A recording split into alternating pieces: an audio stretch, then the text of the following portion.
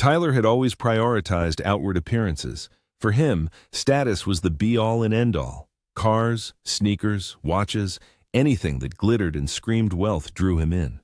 The narrator of these lines, by contrast, preferred to remain in the shadows, content with simplicity and focused on building lasting value. But one morning, while waiting for the bus, Tyler caught him off guard.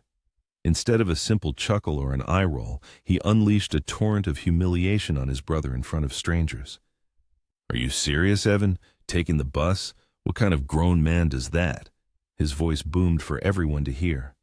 Some passers-by couldn't help but laugh, and Tyler smirked as if he'd won a crushing victory. In that moment, Evan wanted to retort, to remind him who paid most of the bills, who put food on the table while Tyler strutted around in designer shoes.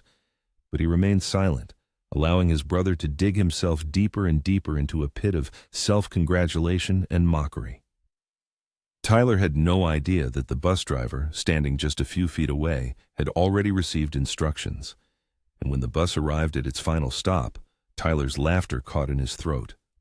The driver announced something that made all the passengers turn in astonishment. Outside, a luxurious limousine awaited, not for Tyler, not for some celebrity, but for Evan Carter, the owner of that very bus company. For the first time in his life, Tyler was speechless. Evan Carter was a man who could be described in one word: unassuming. He never sought ostentatious luxury or tried to prove his worth to anyone. He didn't buy things for envious glances. His philosophy was quiet hard work, sensible saving, and creating real value, not empty illusions. These principles shaped his life, but they also became a bone of contention with his younger brother Tyler. Tyler is 2 years younger than Evan, and ever since he formed his own opinions, he's been most concerned with appearances. As a child, he'd beg for the newest sneakers, while Evan was content with last year's pair if they still fit. In high school, Tyler would rather starve for a week than admit he couldn't afford the trendy jacket all his peers wore. Now, as an adult, he fills his social media with photos of cars rented for a couple of hours, passing them off as his own, and posts motivational quotes about the good life. His parents see right through him, as does Evan.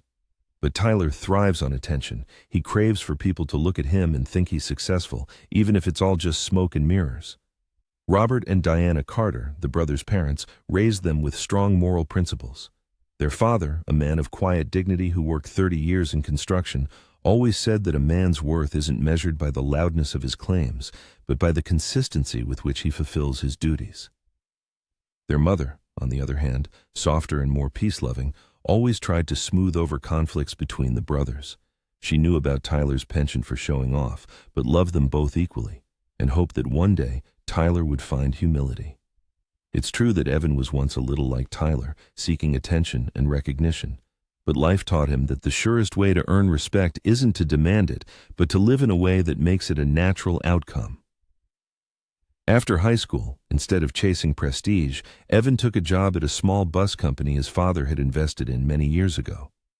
At the time, the company was struggling. Drivers were underpaid, routes were erratic, and buses frequently broke down. Many saw it as a failing business, but Evan saw potential. He began to work diligently, learning every aspect of the company's operations. He spent time with drivers on long routes, listening to their stories. He stayed late in the garage, observing bus repairs. He talked with the accountant to understand the financial matters. Gradually, step by step, he began to turn things around. He implemented loyalty programs for passengers, invested in reliable transport, and built connections with local schools and businesses needing transportation. Within 5 years, the company not only stabilized, but also became profitable. Eventually, Evan bought it outright, becoming the sole owner. But most importantly, he never told Tyler about it, never boasted about his achievements. For him, it wasn't a way to prove anything to his brother or anyone else, but an opportunity to create something meaningful and take pride in his honest work. Tyler, by contrast, continued to view Evan as the same quiet, unremarkable older brother with nothing to brag about. He saw Evan sometimes riding the bus, unaware that he was checking routes and employee performance, keeping his finger on the pulse of the company. For Tyler, this only confirmed that Evan was still ordinary, insignificant, and beneath him. That morning at the bus stop became another manifestation of their deep differences. Early that morning, After a strong cup of coffee, he headed to the street corner where he planned to catch one of the city buses. He enjoyed observing life from the back rows, remaining unnoticed by other passengers. In this anonymity, people behaved naturally, freely expressing their thoughts and frustrations, which gave him far more insight than any official report.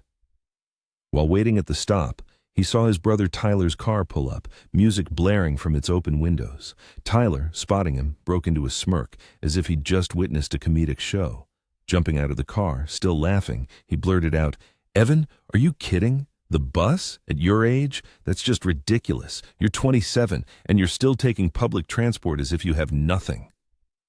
Several people at the stop turned, drawn by the commotion. Tyler, who loved an audience, relished their reaction. One woman covered her mouth, trying to suppress a laugh. Tyler, pleased with the effect he'd created, puffed out his chest. Evan stood calmly, warming his hands with his coffee cup, but his heart began to beat faster. He wanted to retort, to defend himself, but an inner voice urged restraint. Let him talk. Let him show who he truly is. "You'll never catch me on public transport like this," Tyler continued with a smirk, "unless I owned it." These words stung Evan more deeply than Tyler could ever know. Not because they were true, but because they were the exact opposite of the truth. He was the owner. Every bolt, every seat, every route, it was all his.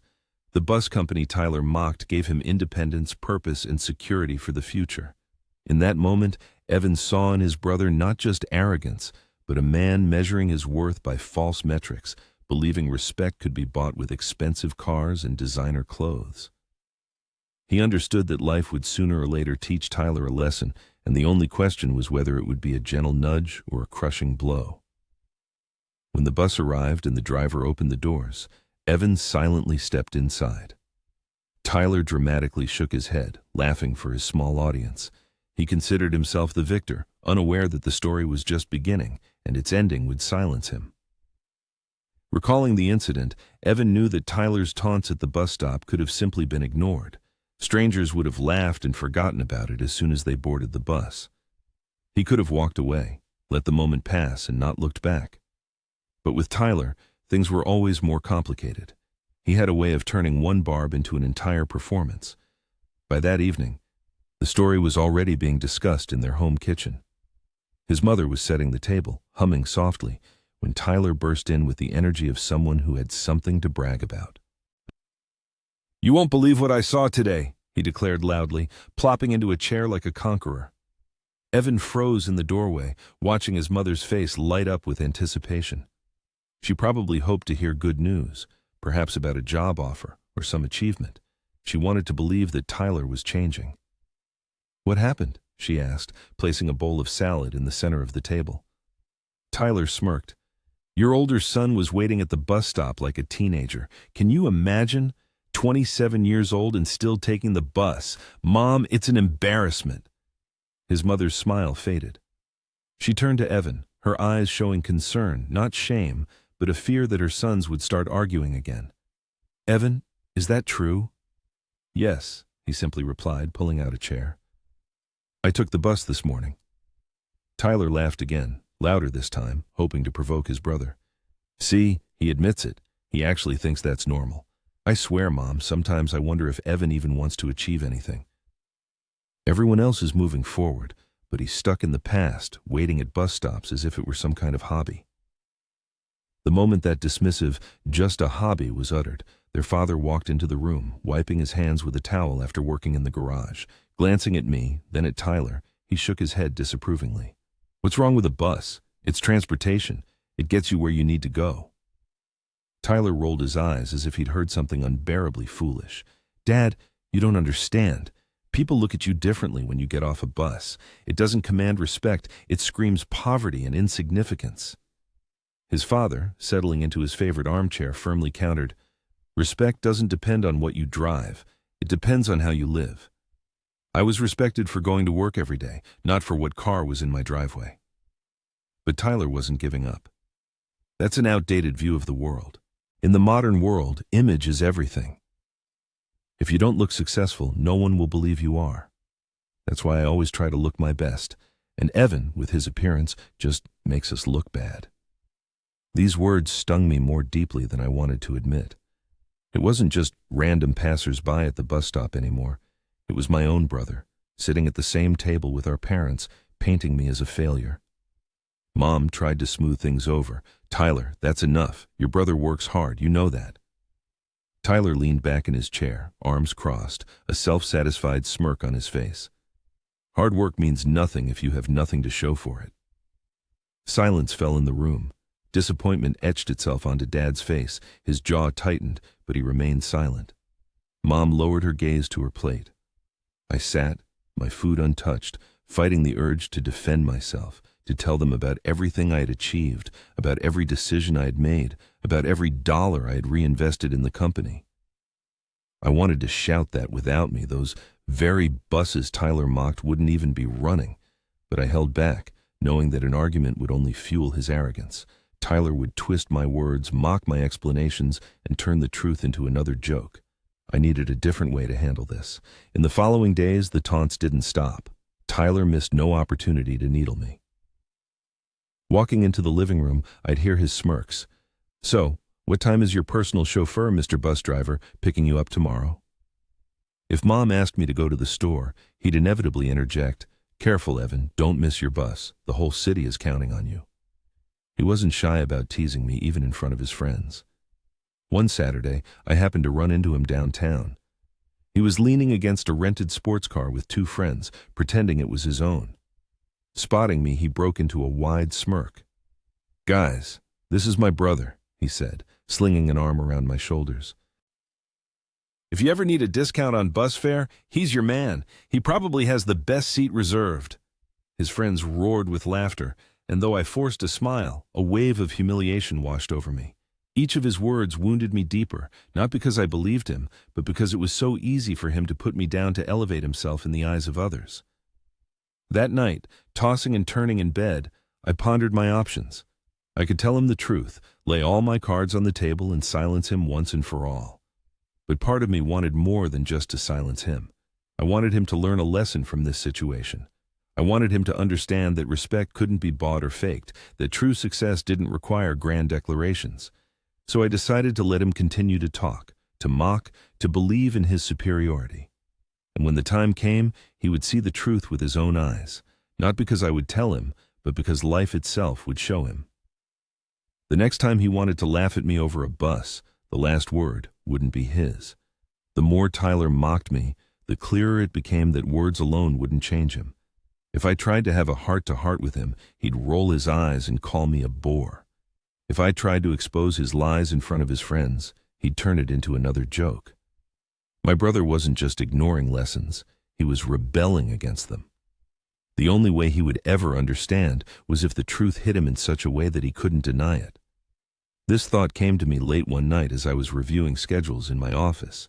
The bus company had grown to such an extent that I had over 50 drivers working for me, and all of them depended on me.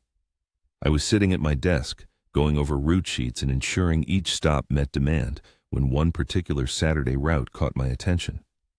It was the same route I used that morning when Tyler mocked me. I knew he often spent his Saturdays downtown, trying to impress his friends.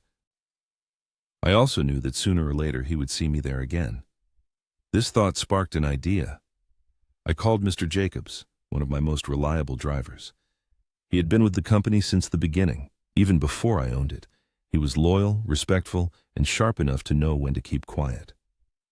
"Mr. Jacobs," I said, leaning back in my chair, "I need your help with something unusual." He chuckled. "You don't usually call me this late, Evan. What's up?" I laid out the situation with Tyler in detail, omitting nothing. I told him how my brother had mocked me at the bus stop, how he humiliated me in front of strangers, and how he constantly treated me like an ordinary passenger with no ambition. After listening, Mr. Jacobs was silent for a moment, then asked, "So, what do you want me to do?" "I want to teach him a lesson," I replied, "but not with shouting or retaliatory insults. I want him to hear the truth in a way that will hit him harder than any words of mine ever could." "Mr. Jacobs whistled softly. "I think I know just how we can arrange that."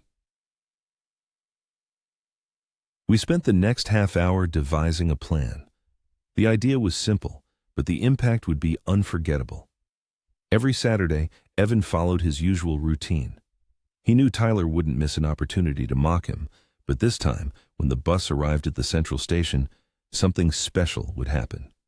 Mr. Jacobs, the station attendant, would make an announcement over the loudspeaker. An elegant black limousine, ordered through a local company serving corporate clients, would be waiting at the entrance. The driver would hold a sign with Evan's name. The announcement would be loud and clear, so no one would miss it. The limousine was for Evan, the owner of the bus company. After finishing the phone call, Evan fell into contemplation about his plan. Doubts crept in, wondering if he was going too far. Was he becoming like his brother, who loved to put on a show? But deep in his heart, he felt the difference. He wasn't doing it for his own ego, but to show Tyler that respect didn't depend on outward appearances. He wanted Tyler to feel the weight of his arrogance, not to punish him, but to awaken something important in him. Saturday arrived unexpectedly quickly. The morning air was crisp and invigorating.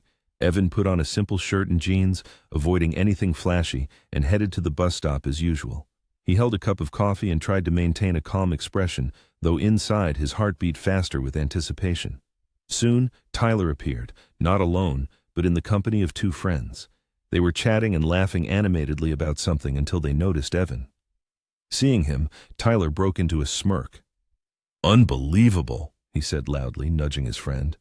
"My brother's here again, taking the bus as if it were his personal taxi. I swear, he's just addicted to being poor." His friends supported him with laughter, and Evan took a sip of his coffee, trying not to react. Tyler's words still stung, but this time the feeling was different. Evan knew what was about to happen, and that knowledge gave him confidence. The bus arrived, and all the passengers boarded. Evan took his usual seat at the back of the bus, while Tyler and his friends settled in the middle, continuing their taunts. At one point, Tyler even walked down the aisle to make sure everyone heard him. "Ladies and gentlemen," he announced, making a dramatic gesture, "before you is my brother, the most loyal public transport customer. Forget Uber, forget driving. This guy knows a thing or two about saving money. Lifetime membership, right, Evan?"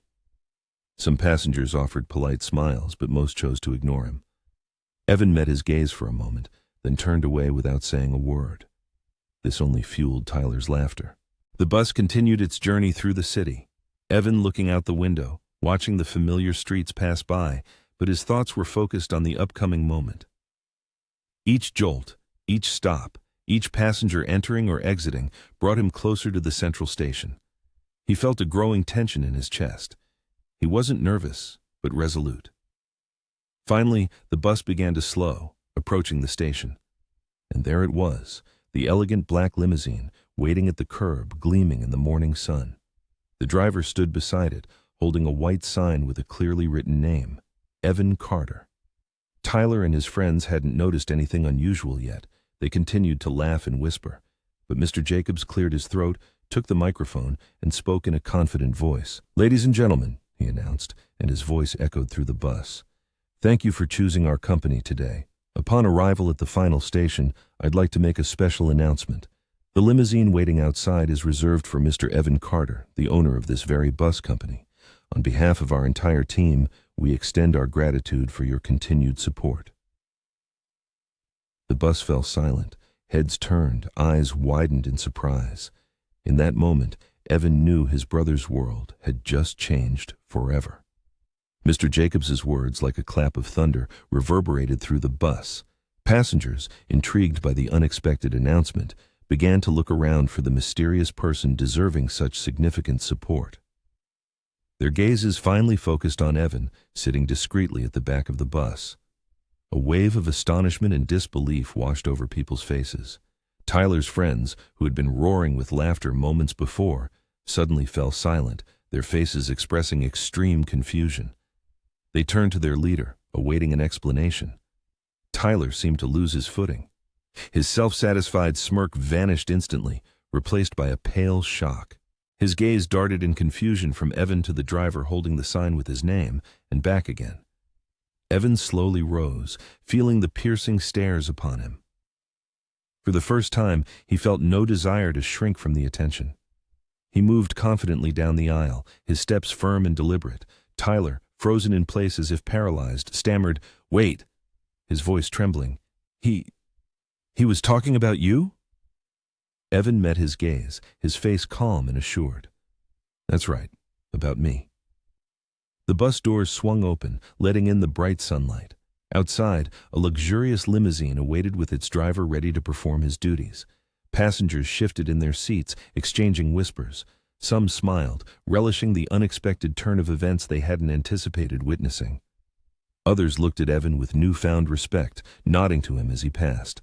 Tyler sprang to his feet, his pride fiercely battling the surging reality. Wait, Evan, are you saying this is yours? You own the company? Yes, Evan simply replied. Every bus, every route, it all belongs to me.